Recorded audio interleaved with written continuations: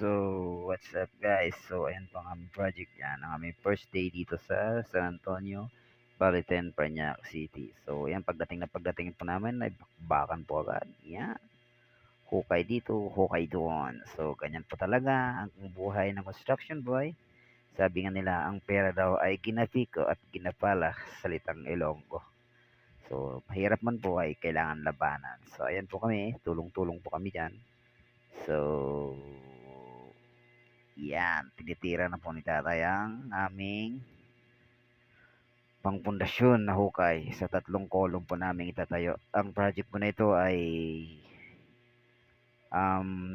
concrete slab dito sa garage ni Sir Larry. Yan, ang butihing mayari ng tahanan pong ito. So maraming salamat po sir sa inyong tiwala. So dyan ay kasalukuyang tinitira naman ni Kuya Tony ang isang panghukay dito sa kabilang poste.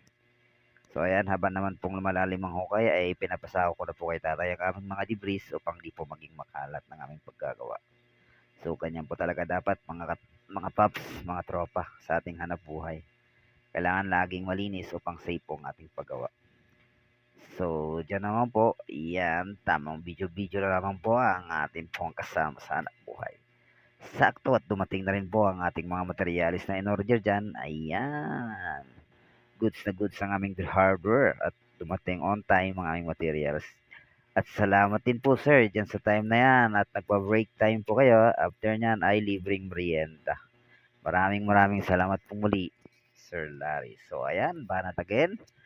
Nag-boost na po kami dyan ng aming concrete foundation. Ayan dyan. So, pasok na pasok. So, ang ating halo po dyan mga guys, mga paps, mga trops ay 1, 2, 3. Yan. So, standard po yan mga guys. Standard po. Atin lamang pong sundin ang ating mga yan. Sinusundot-sundot ko naman po pang maging sumiksik ang halo sa ating pundasyon. Yan. So, goods na goods yan mga guys. Salamat po muli, Sir Larry, sa inyong pagtitiwala. So, tamang video po tayo dyan upang ma-update po ang ating mga ginagawa po, ang ating munting project dito sa Parañaque City. Yan. So, naghalo po kami ulit dyan para po sa pangatlong poste. So, ito naman pong part 2 na ito guys ay magtatayo na po kami dyan ng forma ng aming mga columns para mabuhusan na rin po namin. Then, kinabukasan po niyan ay tinayo na rin po namin ang aming mga slab form or mga scaffolding upang makapagtayo po tayo ng mga beam bottom runners para po sa ating mga bakal sa biga. So, muli, maraming salamat po sa pagtitiwala, Sir Larry. At shout out po sa aking buong team, Team John Alfred, sa muling pagsama-sama natin sa ating munting project. At atin po itong gagawing mahusay upang lalo pong tayo makakuha pa ng maraming kliyente at magtitiwala po sa ating team. So, ayan po, laban na po kami dyan. Sige, halo dito upang mabuhusan po ang aming mga forma. Yan, napakasisipag po ng aking mga ka-team dyan, mga pare.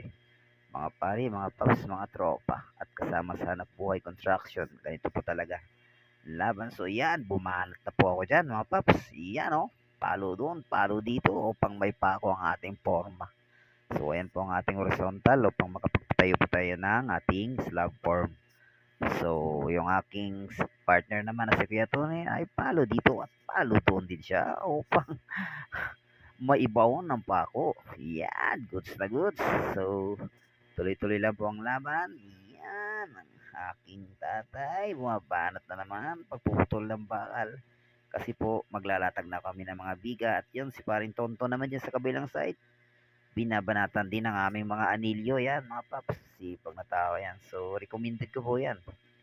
Kapag wala po kami ng project, pwede po siyang kunin ninyo. So, ayan po.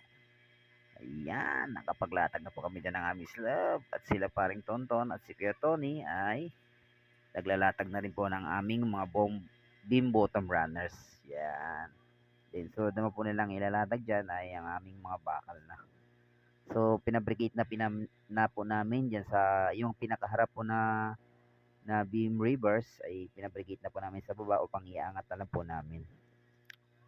Pero dito sa kabilang side, hindi po kakayanin dahil po kailangan namin ibaon ang mga ibang bakal sa beams dito sa existing walls ni sir. Existing beams pala, yan. So after nun, yan, nakapaglatag na po kami ng aming mga solera sa slab. Yan. At naikabit na rin po namin sa tulong-tulong po ng aming buong tropa sa aming team. Yan, naikabit na po namin ang aming mga beams. Yan, beam rebars. Yan.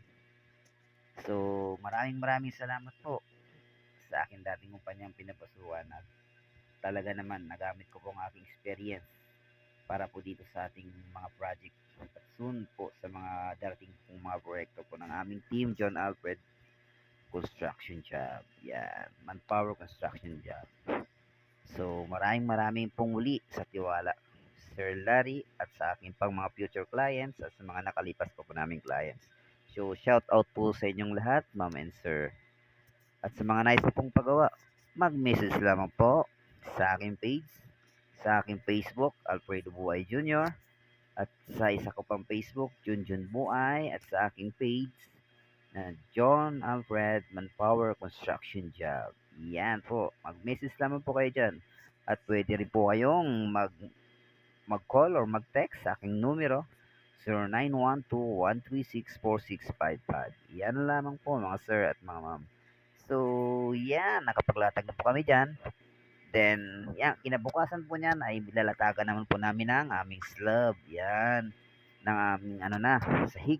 So, pag sinahigan na po yan, ako naman po ang bumanat dyan sa taas mga paps. Yeah. Habang si tatay ko naman sa baba, siya po ang taga-tabas ng plywood upang ikakasa ko po dito sa taas. At yung dalawa naman po, si Kuya Tony, shout out po sa inyo. At kay Paring Tonton, binabanatan mo po nila ang mga sidings ng ating beams upang masarado na po at saka mga siruho ng mga columns natin. So, yeah, ox na ox.